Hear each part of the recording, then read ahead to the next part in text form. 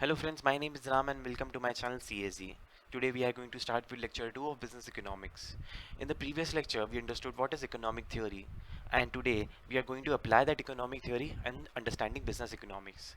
But before I start, I would like to request you that if you have not already watched the previous lecture, go and watch it and then come to back to this lecture, because it is really important that you watch that video to understand this lecture.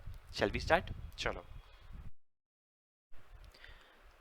What is business economics? Business economics is the integration of economic theory with business practice. See, economic theory is something what we understood in the previous lecture, like how human wants are unlimited and means are relatively scarce. On the other hand, business practice is something what how business operates practically in the real world. So the combination of the two, economic theory and business practice, is business economics. Next, why is business economics useful? So it is useful in the day-to-day business decision making. See, imagine a situation where you are appointed as a manager of a company. You will be given a lot of responsibilities like profit maximization, growth of the company, fulfilling the objectives and the goals of the company, survival of the company. To fulfill all those responsibilities, you will have to take a lot of decisions. So business economics is important. And why decision making is important in business economics? Because survival and success of business depends on sound decisions. Sound decisions, as in that the correct decisions that are fit for the business. So what is decision making? Decision making is the evaluation of feasible alternatives. Feasible means the correct one, the which fit perfectly.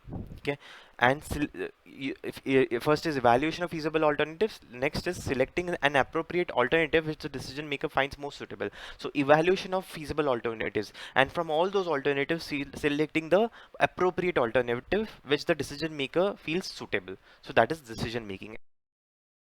Starting with nature of business economics.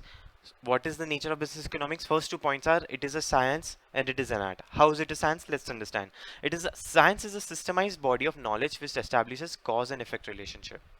When I say that if you heat up the water, it starts boiling, it is science. Okay. First point is understood. Next, it integrates the tools of decision sciences like mathematics, statistics, econometrics, and economic theory. So far, we have understood that business economics is integration of economic theory with business practice. So economic theory is what we understood, that it includes business economics, includes economic theory, but it includes also mathematics, science, and econometrics, which are what we are going to understand in the coming lectures. Next, it arrives at appropriate strategies for achieving the goals of business enterprises. How does it arrive? By following scientific methods and testing the validity of the results. So this is how business economics is a science. It is a scientific method.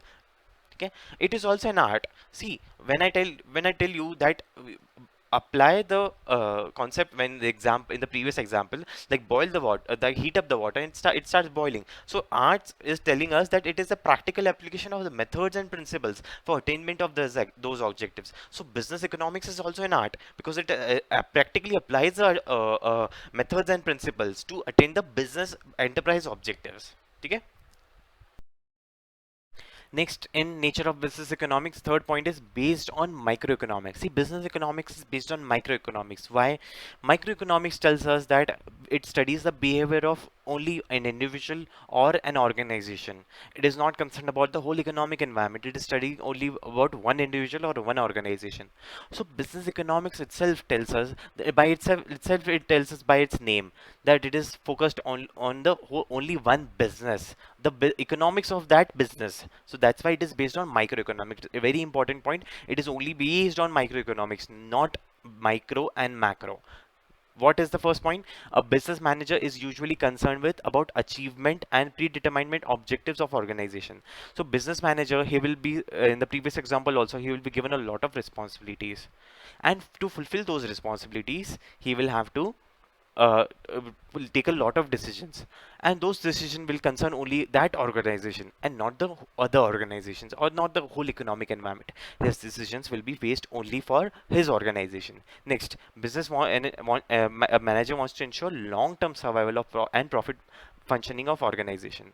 So again, he's focused on the only that organization which he's working for, the profit maximization, long-term survival, growth of that organization. Next, important, very important, business economics is concerned more with the decision-making problems of individual establishment. That is why when microeconomics comes into the picture, it is working only for an individual establishment, not the whole economic environment. Next, very important, it incorporates the elements of macroeconomics. Sir, you told that it is based on microeconomics, but now you're telling it is incorporating the concepts of macroeconomics also. You need to understand why. See, a business does not operate in a vacuum. Very, very nicely written. You are, as an organization, you are just not working alone. Imagine a situation, you are manufacturing a lot of goods and you are keeping them in this warehouse so that they are transported and sold. And you're forgetting, you have not read the newspaper and you're forgetting that there is a strike outside of transportation of transporters. How will those goods get transported from your warehouse to the consumer? So you do not operate in a vacuum. You have to consider the external environment around your organization also. Related external environment, the transporters, the employment. So you have to consider the concepts of macroeconomics also. So again, next point, it is affected by the external environment of the economy in which operates. That's what I told you. So it is based on microeconomics, but it incorporates the concepts of macroeconomics also. Next. So far, we have understood that nature of business economics involves that business economics is a science. It is also an art. It is based on microeconomics, but it also incorporates the elements of macroeconomics. But these 2 points are very important. You would ask why? Because Institute asks a lot of questions from these 2 points. So they are important and you need to understand. Once we are done with these 2 points, it will be very easy for you to make sure that you don't forget these 2 points. First point, it is pragmatic in approach. See, pragmatic approach means that business economics is realistic. It is focused on practical considerations rather than theoretical. What is it saying? That microeconomics is abstract, purely theoretical, analyzes economic phenomena under unrealistic assumptions. Now you're confused because in the previous point we understood that nature of business economics involves that business economics is based on microeconomics. Now you're saying that microeconomics is unrealistic and it is based on assumptions. See, let's understand why the basis of the basis of business economics is microeconomics, because it is focused only on one organization. So the organization will be focused only on its goals, not the whole economic environment. That's why the basis of business economics is microeconomics. But you need to also understand that microeconomics is unrealistic and assumptuous, because when you're saying in microeconomics how the consumer will behave with the change in price, the consumer will not actually practically in the practical life will not behave in the same way. It cannot happen. That's why it is unrealistic. So business economics is based on practical consideration rather than theoretical. It is pragmatic approach as it tackles practical problems the firm faces in the real world. The business economics deals with the practical problems that organizations face in the real world. Next, it is normative in nature. What is normative? Let's understand. Economic theory has been developed along two lines, normative and positive. Let's understand what is first the difference between the two. So normative science involves value judgments. What do you understand by value judgments? It is telling you what ought to be done, what should be done. Normative science tells you that. But on the other hand, positive science is based purely on cause and effect relationship. See, in positive science, previously we understood that when if I tell you that heat up the water and after a few minutes the water will start boiling. So that is positive science. It is focused on cause and effect relationship.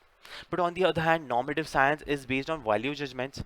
What are value judgments? When I'm saying that you need to save water, you need to save the environment from global warming. So those are value judgments. So normative science considers value judgments. What should be? On the other hand, positive science is telling what is the cause and effect relationship.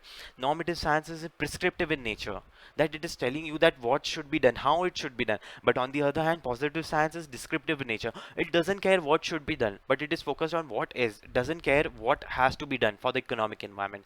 So business economics is normative in nature, but you need to understand that economic theory has been developed on the two lines, normative and positive. So that's why when you're saying normative in nature, business economics is concerned about the organization, but again does not work in vacuum. It has to communicate with the economic environment, its economic environment, right? So that's why positive science also is a part of business economics. Business economics has to consider positive science also. The last 2 points in nature of business economics are very simple to understand. Let's get to it. First is interdisciplinary nature. So business economics is just not concerned with economic theory. It also incorporates tools from mathematics, operational research, management theory, accounting, marketing, finance, statistics, economic tricks. So business economics has a very wide scope. Next, it uses a theory of markets, private enterprises. So theory of markets, how a market operates. There are buyers and sellers, there are price determinants, there is demand, there is supply. So that is theory of market, how private enterprises allocates its resources and how it operates in the market. So that is what we understand in the theory of markets and private enterprises. With this, we are done with the nature of business economics. We are starting with the scope of business economics. Now, scope of business economics is divided into micro and macro. So, microeconomics apply to internal or operational issues. What is there in microeconomics? Demand analysis and forecasting. So, let's take them one by one. Demand analysis. What is demand analysis? It is pertaining to the behavior of consumer in the market, how the consumer is behaving. Studies the nature of consumer preferences. So, it is studying the behavior of the consumer as well as the preferences of the consumer. What kind of products that the consumer is liking. So it is that is preferences and the effects of changes and determinants of demand. There are changes, there are so many determinants of demand. The price of the product, the demand, demand of the similar product. Okay, the quality of the product, the environmental factors, the market conditions, these are the determinants of the demand and so many. Then next is demand forecasting. See, first we analyze the demand. In the first point, we analyze the demand on the basis of behavior of the consumer, preference of the consumer, the determinants of demand. On the basis of that, we analyze the demand. Now we are forecasting the demand. Forecasting means the prediction in the future, how what will be the demand in the future. So techniques of predicting future demand for goods and services on the basis of past behavior of factors which affect the demand. See, for example, there is like a business cycle for the demand of the product. For example, in the rainy season, monsoon seasons, if there is not enough rain, the demand for the product will change, and there is enough rain, there is sufficient rain, then the demand of the product will not change. So these kind of demand forecasting is what we understood in demand forecasting. Next in scope of business economics is production and cost analysis. Let's understand them one by one. Production theory. What is production theory? That it is focused on production of goods or services. Production cost and production quantity. So optimum size of output needed given the objectives of the firm. So objectives of the firm will tell what is the optimum size of output. So that is what production theory is telling you. Enables the firm to decide the choice of appropriate technology. What kind of appropriate technology used in production? There can be two appropriate technologies can be used in production. One is labor centric, one is capital centric. Labor centric is that you will employ laborers and they will turn your raw materials into finished goods. They will work in your factory.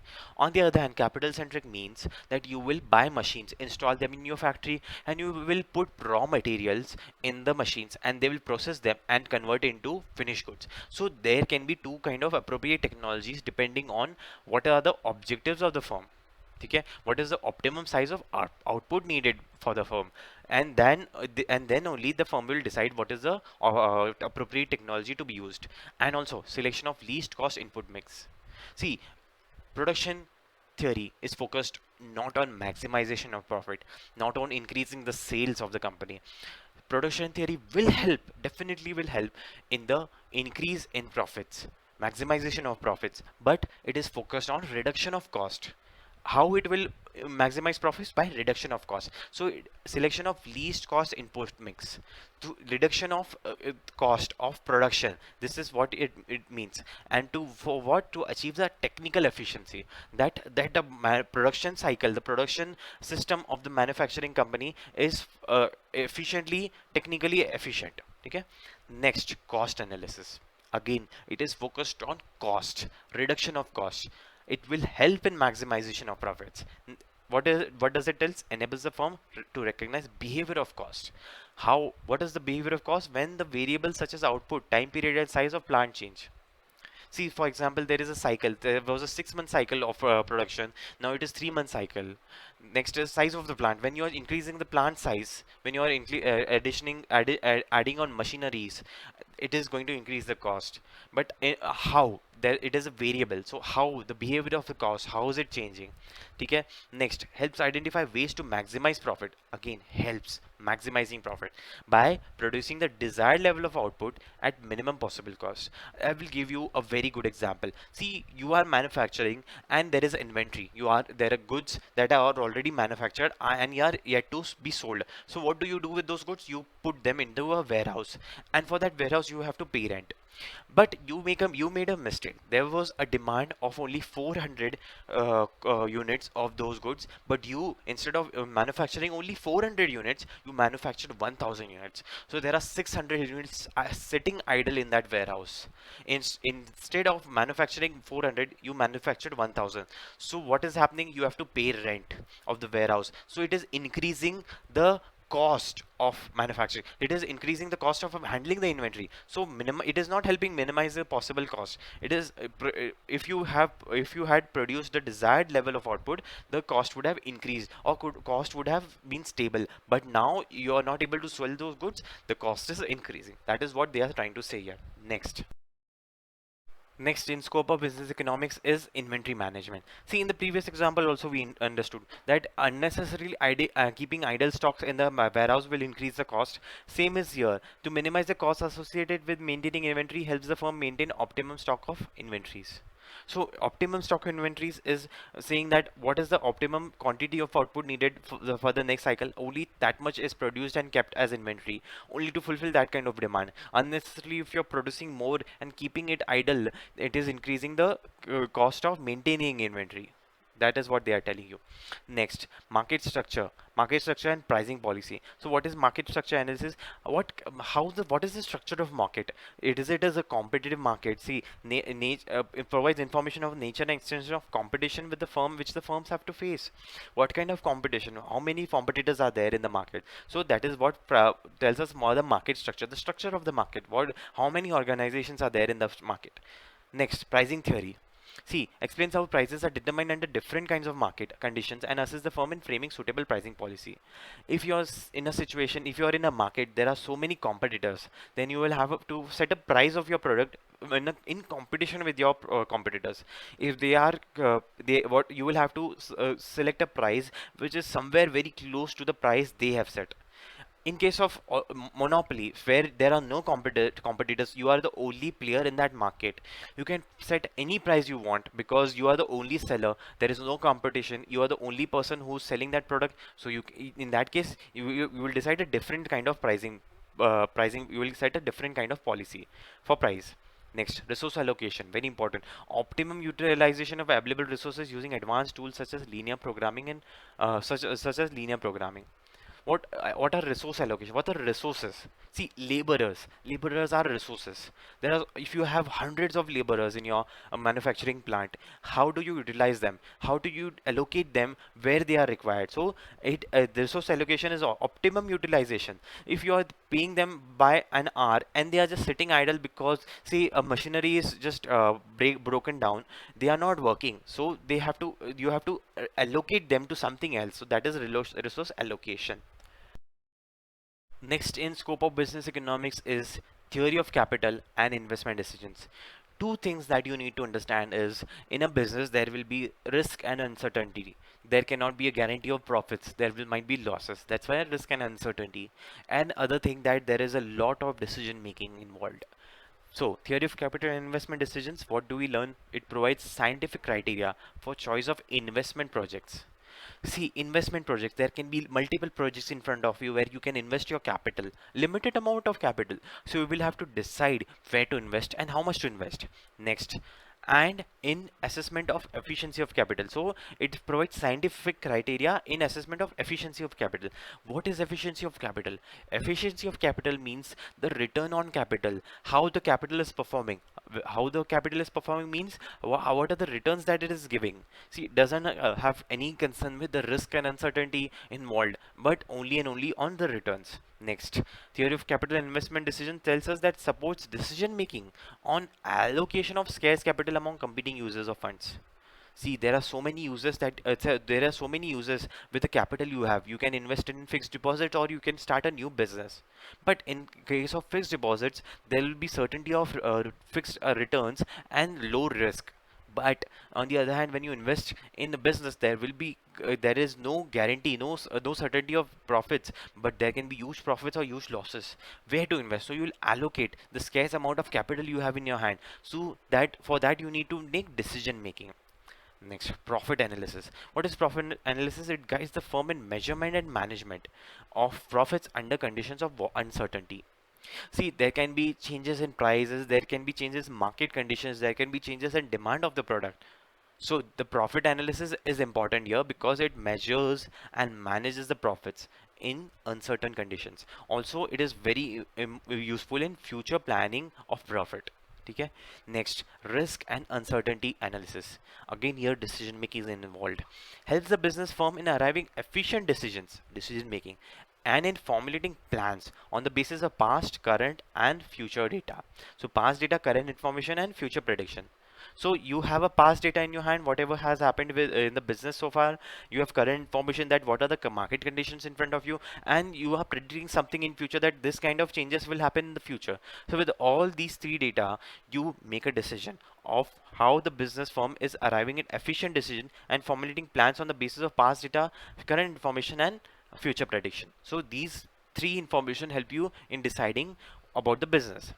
Next, we are done with the microeconomics part of the scope of business economics. Now we are starting with the macroeconomics applied to external or environmental issues. See, the following points are self-explanatory, but if there is a need, I will be explaining them. The first is type of economic system. See, there are three economic systems that we are going to learn in the coming lecture. I'll just name them right now. There is socialist economy, there is capitalist economy, and there is mixed economy. Next, stages of business cycle. See, business cycles goes through four stages. One is expansion, where the business is expanding, it's growing. Then there is peak, where the business has reached its highest level of growth expansion it can. Then there is contraction, where the business is declining. Okay, it has stopped expanding, growing, now it is declining, so there is contraction. And there is finally true, where the business has reached its lowest point. Okay, so there are four business cycles and three economic systems.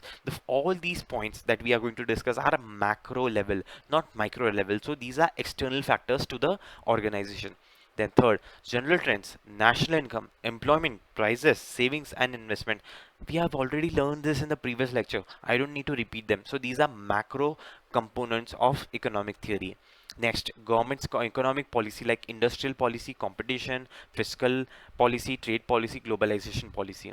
See, industrial policy is pertaining to one particular industry. See, government is regularizing that industry, laws and regulations. Then competition policy. See, there is already a competition act which regulates the competition in the country. Then there is fiscal policy. See, government does a spending on particular things to regulate some demand, regulate the prices of the product, or change the market conditions. So what is the fiscal policy of the government, where it is going to spend its funds in the economy? Next, trade policy, self-explanatory. Globalization policy, globalization. See, for example, you are doing a business. See, say for example, you are selling shoes. You have competition from the your competitors are located in the country around you, so you have competition from those competitors. But if government is encouraging globalization, you will start getting competition from the international sellers also. So the globalization will bring those sellers also in the country, so the competition will increase. So these external factors affect you. Next, working of central bank. Central bank means RBI, financial sector, capital market, and their regulations, how they are regulated. Next, social economic organization like trade unions, producer unions, consumer unions, and cooperatives. These unions work for the benefit of what their agenda. So for example, trade unions, it encourages trade. Producer unions, which it encourages producers. Consumer unions, it is focused on the needs of the consumer. Cooperatives means businesses which cooperate with each other in a business economic environment. Then socialist and political environment. With this, we are done with the macroeconomic concept of external applied to the external environmental issues. With this, we are done with the part 1 of chapter 1. Okay, if there is any query, if you have not understood anything, let me know in the comment section. That's all for today. I hope you like this video. I will be pinning a question in the comment section. and if related to this video, let's see who gets the right gives the right answer. Any query you have, I'll be posting another comment with the hashtags #CAeasy. So put all your queries in that comment only. It will be easy for me to locate those queries, and I'll be able to answer them quickly. Next video will be focused on basic problems of an economy. That's what we are going to understand in the coming lecture. Don't miss it. If you like the video, smash the like button, subscribe to my channel, hit the bell icon so you don't miss the upcoming videos. Bye.